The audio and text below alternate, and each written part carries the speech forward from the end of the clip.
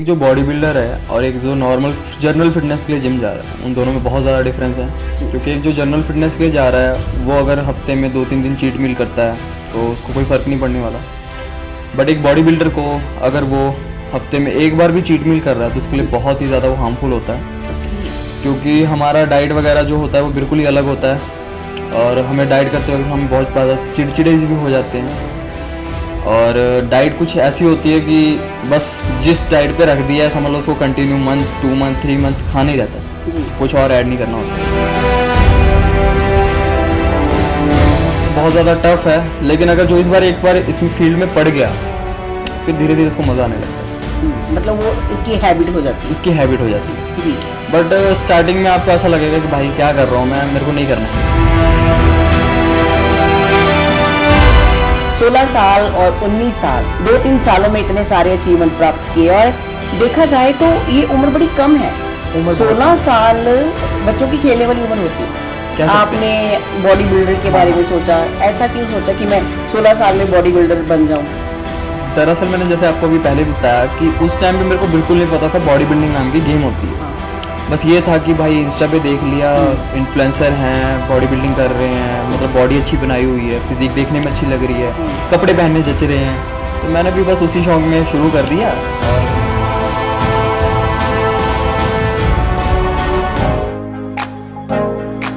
नमस्कार जी, cents of the time से हाजिर हूं मैं कोमल, आपका प्रोग्राम टॉक शो लेकर के। आज हमारे टॉक शो में बड़े अच्छे गेस्ट पहुंचे हैं जो कि बॉडी बिल्डिंग में अपने आप को बहुत निखार चुके हैं और उनके बहुत फैन भी हैं। बात करते हैं मिस्टर आनंद कुमार की, बॉडी बिल्डर, और हमारे बिल्कुल साथ बैठे हैं। सबसे पहले करते हैं बहुत बहुत स्वागत। बहुत बहुत स्वागत। कैसे हैं आप? बहुत बढ़िया, आप बताइए। बहुत बढ़िया। आज का हमारा जो टॉपिक है वो रहेगा कि प्रोफेशनल बॉडी बिल्डिंग कैसे बना जाता है और क्या क्या उसमें एक्टिविटीज होती है और क्या क्या ध्यान रखना पड़ता है खान पान का। जी। तो एक जो बॉडी बिल्डर है और एक जो नॉर्मल जनरल फिटनेस के लिए जिम जा रहा है, उन दोनों में बहुत ज़्यादा डिफरेंस है। क्योंकि एक जो जनरल फिटनेस के लिए जा रहा है वो अगर हफ्ते में 2-3 दिन चीट मील करता है तो उसको कोई फ़र्क नहीं पड़ने वाला। बट एक बॉडी बिल्डर को अगर वो हफ्ते में एक बार भी चीट मील कर रहा है तो उसके लिए बहुत ही ज़्यादा वो हार्मफुल होता है। क्योंकि हमारा डाइट वगैरह जो होता है वो बिल्कुल ही अलग होता है और हमें डाइट करते वक्त हम बहुत ज़्यादा चिड़चिड़े भी हो जाते हैं।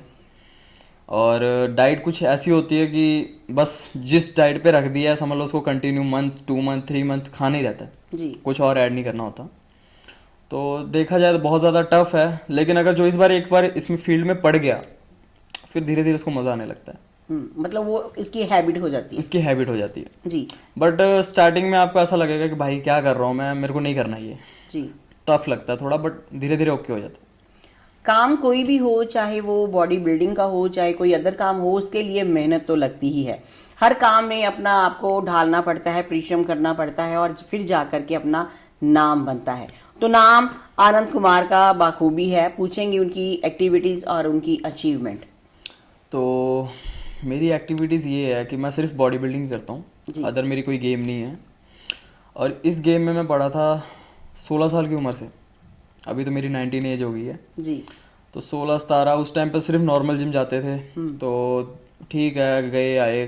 फिर धीरे धीरे ना ये हुआ कि बॉडी बिल्डिंग नाम की भी गेम होती है। उस टाइम पे नहीं पता होता था, उस टाइम पे नॉर्मल जैसे आजकल लोग जाते हैं जिम वैसे ही जाते थे। तो बॉडी बिल्डिंग करके गेम पता लगी, फिर मैंने खुद में ही तैयारी करनी शुरू की। तैयारी करके फिर मैं दिल्ली खेलने चला गया। तो जब गया तो उस टाइम पे मेरे जेब में सिर्फ और सिर्फ एंट्री फीस और उसके ऊपर से 200 रुपये थे। अच्छा। और वहाँ पे जाके मेरे को ये भी नहीं पता था कि भाई कॉस्ट्यूम वगैरह भी होती है, टैनिंग भी लेनी होती है, कुछ नहीं पता था। तो जब गया तो वहाँ पे मैंने टैनिंग मांग के लगाई, हेल्प कर दो भाई, थोड़ी सी टैनिंग दे दो। और कॉस्ट्यूम चलो नहीं पता था, फिर वो मैंने अपने भाई से पेटीएम पे पैसे डलवा के कॉस्ट्यूम खरीदी। तो उसके बाद धीरे धीरे वहाँ पे जब क्राउड होना शुरू हुआ तो ये लगा कि भाई मैं तो ऐसे ही सोच के आया था, मतलब फिजिक लेके आया हूँ कि हाँ तगड़ा हूँ मैं। लेकिन जब वहाँ पे लोग देखे तो और तगड़े आए हुए थे। तो उस दिन मैंने गेम खेली ये सोच के कि हाँ जो होगा देखा जाएगा, पहला कंपटीशन है, जीतेंगे हारेंगे कुछ तो सीखेंगे ही। क्योंकि हारने के लिए तो मैं गया नहीं था, सीखने के लिए ही गया था। तो खेला और जब मेरा टैग नंबर अनाउंस हुआ कि टैग नंबर 231, तो मैंने कहा किसका है, तो फिर मैंने अपने आप को देखा तो मेरे टैग है। तो वहाँ पे मेरी 3rd प्लेस आई थी, मिस्टर नॉर्थ 3rd प्लेस 2024 में। और उसके बाद फिर मेरे में थोड़ा सा कॉन्फिडेंस आया कि हाँ जब मैं इस फिजिक में ये प्लेस ले सकता हूँ तो मैं इससे बेटर भी बना सकता हूँ। बिल्कुल। तो जो आज फर्स्ट नंबर पे है, फर्स्ट रैंक पे है, तो मैं उसको बीट कर पाऊंगा। तो फिर वो प्राइज़ लेके मैं वापस आ गया, वो प्राइज़ लेके वापस आया तो मेरे में थोड़ा मोटिवेशन आई, तो मैंने धीरे धीरे और अच्छा करना शुरू किया। तो फिर मैं ना अपना, हमारे ही एरिया में एक सर रहते हैं जो कि मसल मीनिया अमेरिका चैम्पियन रह चुके हैं, तो मैं उनके पास गया और मैंने उनसे रिक्वेस्ट की कि सर मेरे को प्लीज़ ट्रेनिंग दे दो। तो सर ने कहा कोई बात नहीं बेटा, तू आ जा। तो सर के पास मैंने जाना शुरू किया, सर का नाम है ऐश महन। और फिर मैंने उनके पास जाना शुरू किया और मेरे को उनके साथ 1.5 साल हो चुका है। उन्होंने मेरे को बहुत अच्छी ट्रेनिंग दी और उनकी बदौलत मैंने 3 नेशनल कंप्लीट किए हैं मिस्टर इंडिया के। फर्स्ट मेरा कंपटीशन था कर्नाटका में, और फिर सेकंड मेरा था federation cup Lucknow, and third मेरा कंपटीशन था मिस्टर जूनियर का छत्तीसगढ़ बिलासपुर। क्या बात। तो उसको खेलने के बाद, कंप्लीट करने के बाद ये हुआ कि चलो इसमें प्लेस नहीं लगी, बट मैंने नेशनल खेला तो सही। बिल्कुल। तो उसके बाद अभी रिसेंटली मिस्टर पंजाब हुआ था कपूरथला में, IBBF की फेडरेशन ने करवाया था। तो वहाँ पे मैंने खेला और मेरे को हक्का बक्का रह गया जब मेरा फर्स्ट प्लेस लगा वहाँ पे। अरे वाह। Mister Punjab first place, gold medalist Anand Kumar. तो ऐसा लगा भाई मैं क्या है ये, इतने सालों बाद जाके अब फर्स्ट प्लेस लगी है।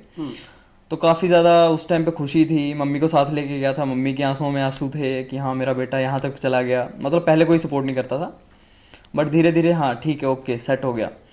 तो वो जब लेके वापस आया तो सर जिनको अपने मेरे गुरु कोच जो भी हैं उनको दिखाया तो वो भी बहुत खुश हुए। और तब से अब देख रहा हूँ मेरे को बहुत ज़्यादा सपोर्ट मिल रही है, पब्लिकली भी और अपने आसपास के एरिया से भी, घर से भी, मेरे कोच से भी। तो बस यही है मेरी जर्नी। इसमें कैटेगरी भी होती है, कौन सी कैटेगरी में खेलते हैं आप? इसमें कैटेगरीज होती हैं 55 kgs टू लेके 75-80 kg एंड उसके अबव, यानी कि 80 kg लास्ट होती है कैटेगरी, उसके ऊपर अबव होती है यानी 80 प्लस, जितने मर्जी वेट का हो। तो मेरी अभी तक तो 55 kg कैटेगरी चली थी वेट जी, बट मैं ट्राई करूंगा कि अब नेक्स्ट 60 या 65 कैटेगरी में खेलूं, बिकॉज इसमें साइज मसल जो होता है वो थोड़ा छोटा रह जाता है। तो मैं ट्राई करूंगा कि अब मसल थोड़ा मिच्योर करके नेक्स्ट टाइम और अच्छा परफॉर्मेंस करूं, क्योंकि 55 kg की ऐसे कैटेगरी की हर जगह नहीं अवेलेबल होती, लेकिन 60-65 हर जगह अवेलेबल होती है। तो मेरा भी टारगेट है नवंबर में मिस्टर पंजाब सेकंड कंपटीशन होने वाला है। तो मैं ट्राई करूंगा कि इसमें मैं 55 या 60 में ही खेलूं अभी, बिकॉज अभी साइज उतना गेन नहीं हुआ है मसल का। बट मैं ट्राई करूंगा कि अभी इतने में खेलने का। उसके बाद अभी मैंने मसल मीनिया का सोचा हुआ है, नेचुरल प्रो शो, जो दिल्ली में होता है, हर साल होता है। तो मैं ट्राई करूंगा उसको खेलने का, अगर कोच ने मेरे कहा तो। बाकी यही है अभी। देखा जाए तो 16 साल की उम्र में इन्होंने गोल्ड मेडलिस्ट अपना जो एक टारगेट था वो अचीव किया। 16 साल और 19 साल, 2-3 सालों में इतने सारे अचीवमेंट प्राप्त किए। और देखा जाए तो ये उम्र बड़ी कम है।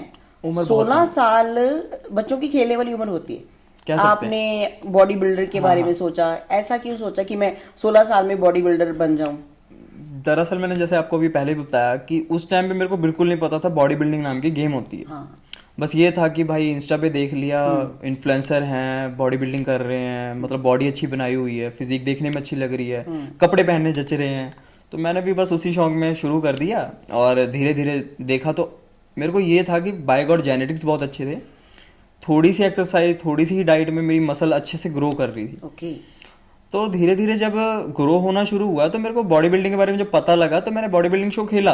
लेकिन खेलने के बाद जो मोटिवेशन आया वो अलग ही था। फिर वो अलग ही था ना। इसलिए मैं कहती हूँ कि हमेशा सोशल मीडिया पे अच्छी चीज़ें देखें, आपके बच्चे अच्छी चीज़ें देखें, उनको वॉच करें कि वो क्या देख रहे हैं। कुछ बच्चे ऐसे हैं जो सोशल मीडिया को देख करके अपना फ्यूचर बना रहे हैं, और कुछ बच्चे ऐसे हैं जो सोशल मीडिया देख करके अपना टाइम वेस्ट, अपनी लाइफ खराब कर रहे हैं। बात करते हैं आपकी एक्टिविटी के बारे में।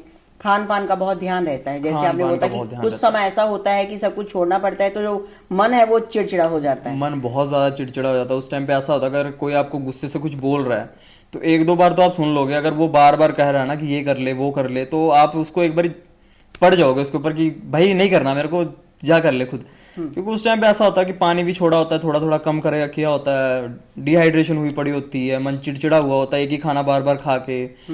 तो उस टाइम पे बहुत ज़्यादा चिड़चिड़ापन रहता है। लेकिन ये है कि नॉर्मल डेज में हमारी बॉडी बहुत अच्छी हो जाती है, नॉर्मल सी हो जाती है, जो मर्जी हम खाते हैं पीते हैं, ऐसा कुछ नहीं है कि मना है। बट प्रेप टाइम पे तो फिर हमें फुल डाइट फोकस करना होता है। जी। कितना टाइम आप जिम में रहते हो? फिलहाल तो अगर पहले की बात की जाती थी तो पहले 45 मिनट से 1 घंटा, क्योंकि एज अ जनरल फिटनेस के लिए मैं बॉडी बना रहा था। बट अभी देखा जाए तो हमारा थोड़ा सा अलग ही रूटीन होता है, क्योंकि एक दिन में हम ट्रिपल मसल भी लगाते हैं, डबल मसल भी लगाते हैं एक्सरसाइज। तो कम से कम 1.5 या 2 घंटे लग जाते हैं जिम में, क्योंकि स्ट्रेचिंग, कार्डियो, फिर मसल लगाना, फिर उसके बाद स्ट्रेचिंग, फिर उसके बाद थोड़ी सी डिस्कशन, तो हमारा 1.5 से 2 घंटा लग जाता है अभी। ओके, तो बात करते हैं जब हम बहुत ज्यादा वेट गेन करते हैं या वेट उठाते हैं जिम में, तो कई लोग ऐसे होते हैं कि जाने अनजाने बिना गुरु के ही वेट उठाना शुरू कर देते हैं, इंजरी हो जाती है। तो मेरा यहीं तक है, सबको सलाह है जो मेरी ऑडियंस देख रही है सेंट सोल्जर टाइम्स की, तो ये है कि अगर आप वेट लिफ्ट कर रहे हो तो इतना मत करो कि आपके ओवर हो जाए। इतना करो कि आप उसको उठा लो, आप उसको रख दो। अगर आपको ओवर उठाना ही है तो अपना फ्रेंड को ही रख लो साथ में हेल्प के लिए, या जिम में जा रहे हो तो वहाँ पे ट्रेनर भी होते हैं, तो आप ट्रेनर को बुला लो। अगर आप ऐसा कुछ करना चाह रहे हो लाइफ में तो आप एक कोच जरूर हायर करो।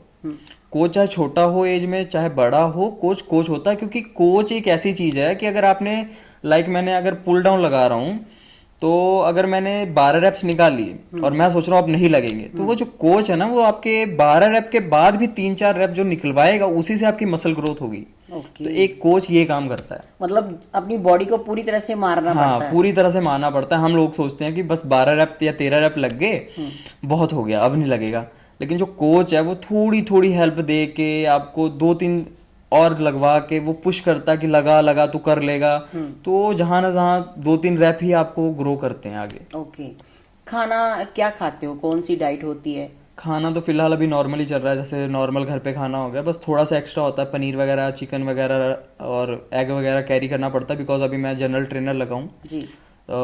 तो इसलिए हमें कैरी करना पड़ता है। अदरवाइज अगर घर पे रहते हैं तो सुबह से लेकर शाम तक नॉर्मल घर का खाना होता है, और यही बस चिकन वगैरह ऐड होता है, वो पर डे ऐड करना पड़ता है क्योंकि हमारा मसल साइज ना गिर जाए इसलिए। ओके। हाँ, और अगर हम प्रेप पे होते हैं तो हमारा ये होता है कि full day chicken, boiled egg और वाइट एग होते हैं, बिकॉज वो जो योग होता है उसमें फैट होती है तो हम वो नहीं खाते हैं। सैलड्स हो गए, राइस हो गया, बस यही सब होता है। अच्छा, एक और बात पर्सनली कि कुछ लोग होते हैं कि वो जिम में जाते हैं, अपनी बॉडी को वार्म अप नहीं करते हैं, एकदम से एब्स लगाने शुरू कर देते हैं।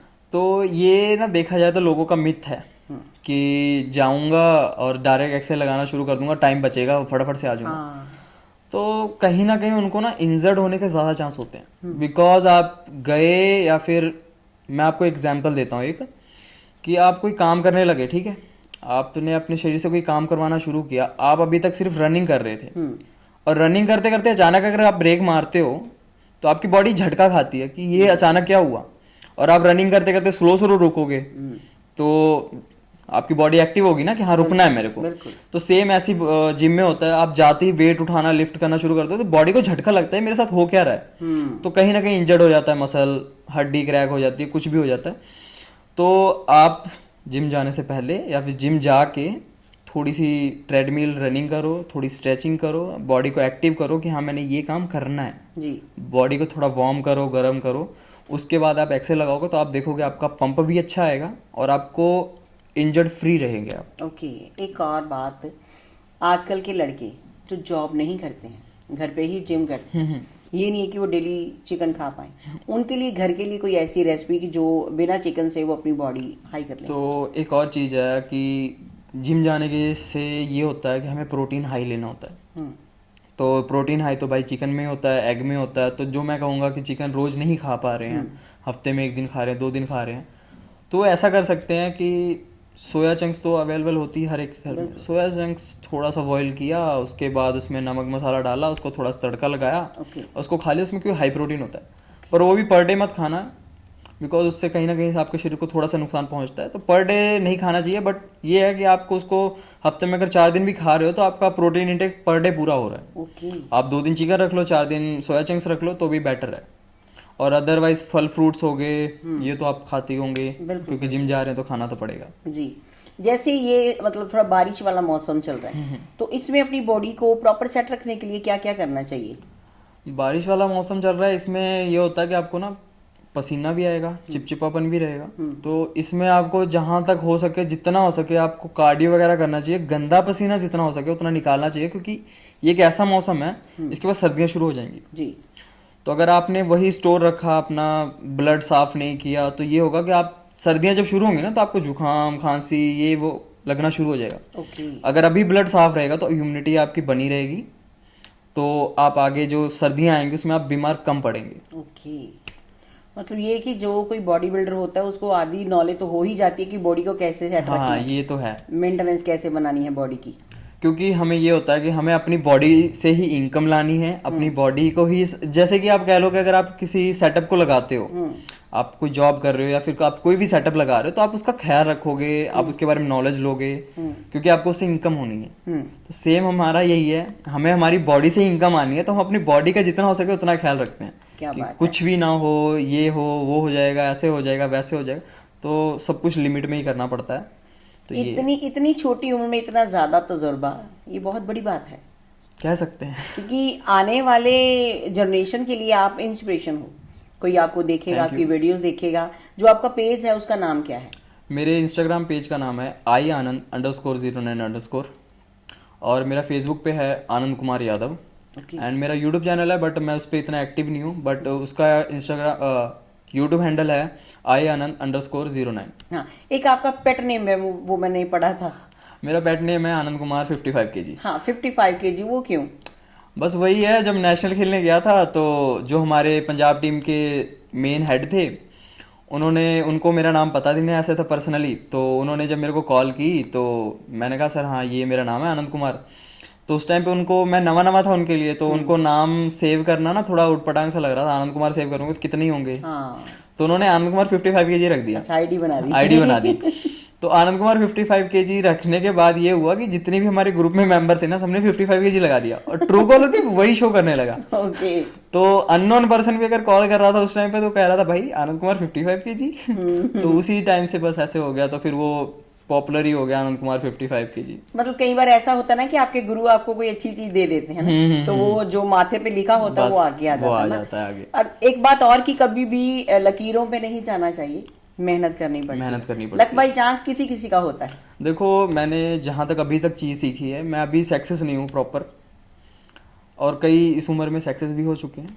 तो मैंने जहाँ तक अपने फैमिली से एक चीज़ सीखी है कि मेरे फादर की एज अभी 50 के अराउंड होने वाली है, तो सक्सेस वो जाके अब हुए 5-6 सालों में। तो मैंने उनसे एक चीज़ सीखी, खुद से भी चीज़ सीखी कि अगर आप मेहनत लगातार कर रहे हो जी, बाय लक आपको जल्दी मिल जाएगी सक्सेस, बट अगर नहीं मिली जल्दी, तो अगर आप मेहनत कंटिन्यू करते जा रहे हो तो एक ना एक दिन तो मिलनी ही है। ये तो क्योंकि आप उसके पीछे पड़े हो कि भाई मेरे को चाहिए ही चाहिए। बिल्कुल। तो अगर लगे हुए हो तो मिलनी है, फिर कहीं नहीं जा रही। अगर एक बार किया, 2 बार ट्राई किया, नहीं मिली, आपने छोड़ दिया, फिर नहीं मिलने वाली। बस लगे रहना उसके पीछे। ऐसे होता है ना, कई बार हम फेलियर हो जाते हैं तो सोचते हैं कि नहीं कर पाएंगे, लेकिन जहां तक मैंने सुना है जो इंसान फेलियर रहता है ना, नंबर 1 वही बनता है। बस यही सेम मैं आपको एक बताता हूँ कि जब मैंने कर्नाटक वाला शो खेला था तो मैं टॉप 10 आया था, उसके बाद मेरे को निकाल दिया। तो मैंने सोचा यार आके भी निकाल दिया, मतलब फर्स्ट टाइम खेलने आया। फिर मैंने माइंड में सोचा यार फर्स्ट टाइम था मेरा, पर चल यहाँ तक तो पहुँच गया ना, नेशनल के स्टेज तक पहुँच गया, बहुत बड़ी बात है मेरे लिए। फिर उसके बाद मैं सोचा चल अब सेकंड खेलते हैं। फिर फेडरेशन कप खेलने गया लखनऊ, तो वहाँ पे भी नहीं मेरी प्लेस पड़ी, मैं फिर हार गया। मैं कहा छोड़ो यार अब नहीं खेलना। वापस आया तो मेरे सर ने कहा, ऐश सर ने, कि कोई बात नहीं, अभी ये जूनियर का पड़ा है, एक बार और खेल ले। आए ना आए वो बात की बात है, नाम बन रहा है तेरा, कुछ तो आ रहा है। मैं कहा चलो ठीक है। फिर मैं ये भी खेलने गया, यहाँ पे टॉप 10 में आके ख़त्म हो गया। तो उसके बाद ये हुआ कि यहाँ पे भी प्लेस नहीं पड़ी प्रॉपर, तो वापस आया तो मैं एकदम हार गया था कि नहीं खेलना। तो उस टाइम पे बॉडी कंडीशन बहुत अच्छी बनी हुई थी। तो ये हुआ कि सर कहते हैं कि चल नेशनल में प्लेस नहीं पड़ी, कोई बात नहीं, नेशनल था फिर खेल लेंगे, अगली साल आएगा, उससे अगली साल आएगा। तो मैंने कहा कोई बात नहीं सर, आप कहते हो तो ठीक है। अच्छा, मतलब लगातार जब भी ये साल बाद साल आता है खेल सकते हैं? हाँ, खेल सकते हैं। ओके। क्योंकि हर साल मिस्टर पंजाब जो इंडिया बना होता है वो चेंज होता है। ओके। हाँ, तो अभी जो बना है वो नेक्स्ट ईयर उतर जाएगा उस पद से और सेकंड आ जाएगा। Okay okay. तो अभी ये हुआ कि सर कहते हैं अभी मिस्टर पंजाब आ रहा है तो ये खेल। मैंने कहा सर नहीं खेलना। मैंने कहते क्यों? मैंने कहा सर 3 लगातार हारते आया हूँ, अब नहीं खेलना, मेरे में हिम्मत नहीं है। तो कहते कोई बात नहीं, तो खेल, जो होगा देखा जाएगा, अपना लोकल कंपटीशन है मिस्टर पंजाब का, तो खेल ले। तो खेलने गया, गोल्ड मेडल लगा, मैं हक्का बक्का रह गया। मैं कहा 3 लगातार हारते आए, ये जीत गया अभी फर्स्ट प्लेस। तो वापस आया तो सर कहते कि देखा, हम बोला था ना तेरे को, अगर मेहनत कर रहा है लगातार तो कामयाबी मिलनी ही मिलनी है। बिल्कुल। तो यही चीज थी बस। तीनों चीजों में जब आप मतलब नहीं फर्स्ट आ पाए, देखो आपकी वहां पे मेहनत तो है, मेहनत तो है, एक्सपीरियंस तो है एक्सपीरियंस है ना, वो चीज बंदे को सीखने को मिलती है और आगे जाके वो नंबर भी आ जाते सीखने को मिल, बिकॉज उसमें मैंने ये देखा, जब मैं फर्स्ट कंपटीशन में गया था मेरी पोजिंग अलग थी, सेकंड में गया मेरी पोजिंग अलग थी, थर्ड में गया मेरी पोजिंग और कंडीशन भी अलग थी बॉडी की, और फोर्थ में गया तो फिर प्लेस आ गई। क्या बात है, बहुत बढ़िया बात है। आजकल के समय में जो बुजुर्ग होते हैं जिनकी उम्र हो जाती है 55-60 समथिंग, उनके नीज में बड़ी दिक्कत रहती है, उनके लिए कोई नील्स में प्रॉब्लम होना एक ऐसा है कि आजकल ना लोग जो खाना वगैरह खा रहे हैं, जैसे अभी हम अपनी नॉर्मल बात कर लेते हैं, जो जिम नहीं जा रहे हैं ना लड़के, तो अभी के टाइम पे वो फास्ट फूड इतना खा रहे हैं कि हाँ भाई पार्टी करते हैं, फास्ट फूड खाते हैं, बियर शियर ये वगैरह वगैरह ना, पार्टी वगैरह करते हैं, तो अभी तो एंजॉय कर रहे हैं। बट उन्होंने कभी सोचा कि जब मैं उस एज पे पहुंचूंगा तब मेरा क्या होगा? तो मैं यही कहूँगा कि हमारे जो बुजुर्ग के बुजुर्ग थे उनके कभी प्रॉब्लम नहीं आई। जी बिल्कुल, क्योंकि वो नॉर्मल खाना खाते थे, घर का खाना खाया, खेती की, घर का खाना खाया, फिर बाजार भी गए तो वहाँ पे भी हेल्थी चीज खाते थे जी। और ज्यादा भी नहीं खाते थे। दूध दही खुला होता था।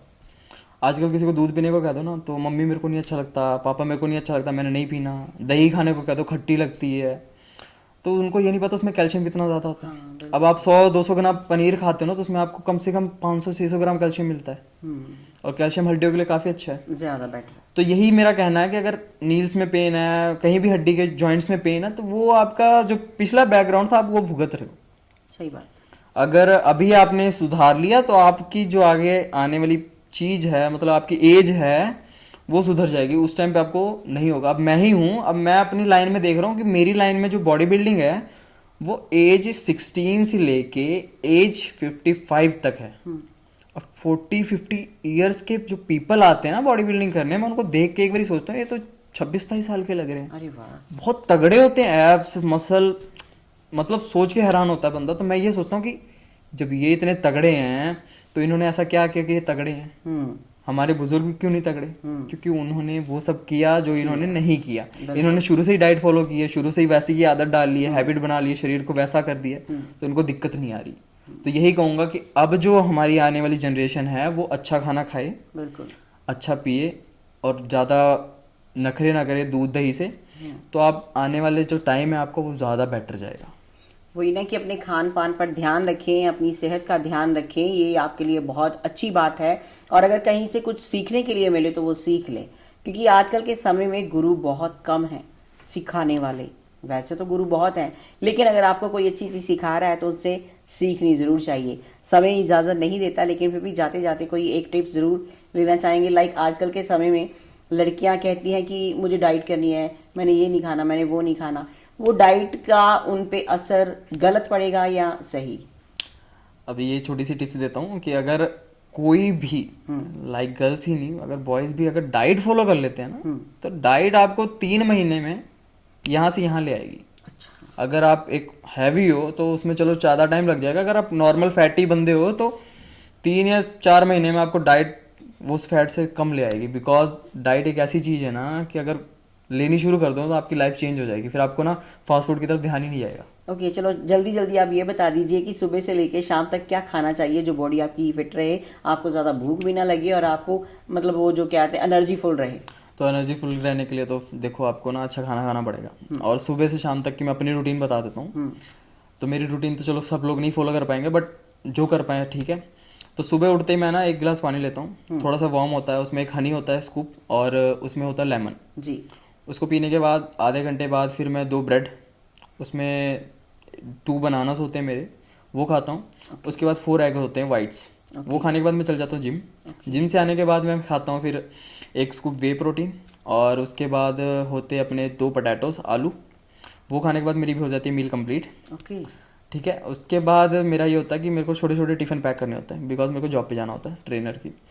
तो तीनों में मेरे जो होते हैं वो होते हैं, एक में जैसे कि आपने डाल लिया चिकन राइस, एक में आपकी होती है चपाती और रोटी और सब्जी, और थर्ड में होता है जैसे थोड़ा मोड़ा स्नैक्स हो गया, जैसे एग हो गए और ब्रेड वगैरह, पीनट बटर वगैरह हो गया, तो ये लेता हूँ। और इसके बाद शाम को अगर मेरा मन बनता है तो मैं घर पे आके शेक बना लेता हूँ, अदरवाइज मैं मार्केट से पी लेता हूँ। ओके। तो ये है कि आपको सुबह से लेके शाम तक हेल्थी चीज ही खानी है। अगर आपका मन बन रहा है कि हाँ मैंने बाहर का कुछ खाना, तो हफ्ते में एक दिन रख लो कि हाँ थोड़ा मोड़ा खा लिया। ये भी नहीं कि आज चीट डे मिला तो भर भर के खाना नहीं, तो नॉर्मली। और सोने से पहले आप टर्मरिक वाला दूध जरूर पिया करें, क्योंकि हल्दी वाला दूध बहुत ही अच्छा होता है शरीर के लिए, क्योंकि आपको ना बिल्कुल ही वो शांति से सोने देता है, कोई परेशानी नहीं होती। सबसे बड़ी बात यह है कि आपको नींद अच्छी आ रही है तो आप सही हैं, आपका पूरा दिन अच्छे से निकल गया तो आप सही हैं। स्ट्रेस लेना बिल्कुल कम कर दीजिए, और जैसे बताया आनंद कुमार ने कि दूध हल्दी वाला ज़रूर पिएं।